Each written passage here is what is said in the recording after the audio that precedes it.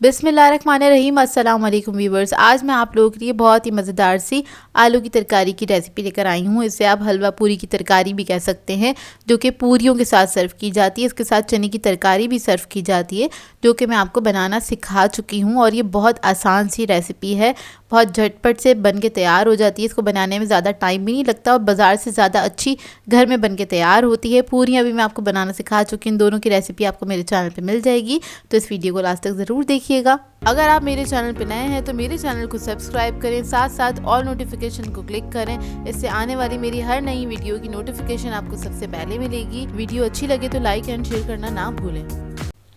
तो चलिए ये वीडियो स्टार्ट करते हैं। तो इधर हमें चाहिए होंगे आधा किलो आलू। ये मीडियम साइज़ के आलू हैं और इसके अंदर मैंने नमक ऐड कर दिया है और थोड़ा सा पानी ऐड करेंगे। इसको बॉईल करने के लिए रख देंगे। तकरीबन 20 से 25 मिनट में अच्छे से बॉईल हो जाएंगे आलू। तो उसके बाद हम क्या करेंगे, इसको छील लेंगे और इसको मैश करके रख लेंगे साइड पे। तो पहला काम हमने ये करना है। उसके बाद आ जाते हैं नेक्स्ट स्टेप पे। इसके लिए मैंने एक पैन ले लिया है, इसमें ऐड कर देंगे हम ऑयल। ऑयल मैंने 1/4 कप के बराबर लिया है। कम या ज़्यादा आप अपनी मर्ज़ी के मुताबिक भी ऐड कर सकते हैं। इसके अंदर हम ऐड कर देंगे ज़ीरा 1 टीस्पून के बराबर। साबुत धनिया ऐड करेंगे 1 टेबलस्पून। सौंफ ऐड करेंगे 1 टीस्पून। कलौंजी ऐड करेंगे इसके अंदर 1/2 टीस्पून। इसके बाद मैं इसके अंदर ऐड करूँगी कुटी हुई लाल मिर्च 1 टीस्पून के बराबर। ये भी आप कम ज़्यादा अपने टेस्ट के मुताबिक ऐड कर सकते हैं। इस मसाले को हम हल्का सा भूनेंगे। और जब ये मसाला मैंने ऐड करना स्टार्ट किया था तो बहुत लो मीडियम फ्लेम पे मैंने ऑन किया हुआ था चूल्हे को। तो बस आपने हल्की आंच पे ही बस इसको फ्राई कर लेना है। जैसे ही इसमें से अच्छी सी खुशबू आने लगेगी फिर हम इसके अंदर आलू ऐड कर देंगे। तो बस मैं बहुत हल्की आंच पे इसको फ्राई कर रही हूँ, क्योंकि ये मसाला बहुत जल्दी से जल जाता है। तो बस इस बात का ख्याल रखिएगा। और अगर आपको लगता है ये जल जाएगा तो आप थोड़ा सा पानी अपने पास रखिएगा, इसमें पानी ऐड कर दीजिएगा। तो यहाँ पर मैंने बहुत एहतियात से इसको भूना था। तो मैंने इसके अंदर आलू ऐड कर दिए हैं, जो कि मैंने बॉईल करके मैश कर लिए थे। और मैश मैंने इसको हाथ से किया था। आप किसी भी मैशर से नहीं कीजिएगा, क्योंकि इसके अंदर थोड़े मोटे मोटे आलू अच्छे लगते हैं। मतलब आलू के थोड़े थोड़े से चंक्स आने चाहिए, तो वो खाने में अच्छे लगते हैं। तो बस इसको मैंने हल्का सा भुना है चंद सेकंड के लिए इस मसाले के साथ। इसके बाद हम इसके अंदर पानी ऐड कर देंगे। तो इधर पानी मैं ऐड कर रही हूँ 1 कप के बराबर। इसको हम थोड़ा सा मिक्स करके देख लेंगे। अगर हमें और पानी ऐड करने की ज़रूरत है हम और भी कर देंगे। तो यहाँ पे मुझे लग रहा था मैं थोड़ा सा पानी और ऐड कर दूँगी इसके अंदर।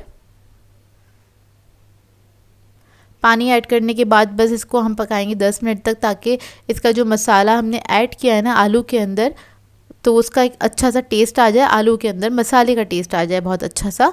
तो देखिए थोड़ा सा पानी और मैंने इसके अंदर ऐड कर दिया है, ताकि 10 मिनट तक पकेगा तो फिर पानी जो हमने ऐड किया वो रिड्यूस हो जाएगा। अब इस स्टेज पे हम ऐड कर देंगे सॉल्ट 1 टीस्पून के बराबर। इसके बाद मैं इसके अंदर ऐड करूँगी ज़रदा फूड कलर 1/4 टीस्पून। ये ऑप्शनल है, अगर आपको पसंद है तो ज़रूर ऐड कीजिएगा। कम या ज़्यादा आप अपनी मर्ज़ी के मुताबिक ऐड कर सकते हैं इसको। और इसको मिक्स करने के बाद मैं इसके अंदर ऐड करूँगी अचार। तो अचार का फ्लेवर इसके अंदर बहुत अच्छा आता है। जो मार्केट में मिलती है वो लोग टाटरी वगैरह ऐड करते हैं, लेकिन आप लोग अचार ही ऐड कीजिएगा। तो यहाँ पे मैंने 1 टेबलस्पून अचार लिया था और उसको मैंने बहुत बारीक चॉप कर लिया है। वो हम इसके अंदर ऐड कर देंगे 1 टेबलस्पून के बराबर। ये ऐड करने के बाद इसको थोड़ा सा मिक्स करेंगे और पकने के लिए रख देंगे 10 मिनट के लिए। तो 10 मिनट के अंदर ये पक के तैयार हो जाएगी। तो देखिए 10 मिनट हो गए हैं इसको पकते हुए और ये रेडी हो गई है। ये देखिए इसका टेक्सचर और बिल्कुल परफेक्ट बनती है। और आप घर में बनाएंगे तो बाज़ार से ज़्यादा अच्छी बनके तैयार होती है, क्योंकि आप अपने टेस्ट के हिसाब से हर चीज़ डाल रहे होते हैं इसके अंदर। तो आपके टेस्ट के मुताबिक बनके तैयार होगी। तो इसको आप पूरियों के साथ सर्व कर सकते हैं। छोले की तरकारी वगैरह बनाइएगा, उसके साथ इसको सर्व कीजिएगा, जो कि बहुत ही मज़े की लगती है। और ज़रूरी नहीं है आप पूरियों के साथ ही बनाएं इसको आप नान के साथ भी इंजॉय कर सकते हैं, पराठों के साथ भी इंजॉय कर सकते हैं, जो कि बहुत ही मज़ेदार बनती है। और ये इसको बनाना बहुत ही आसान है। तो ये सिंपल सी रेसिपी आई होप आप लोगों को अच्छी लगी हो।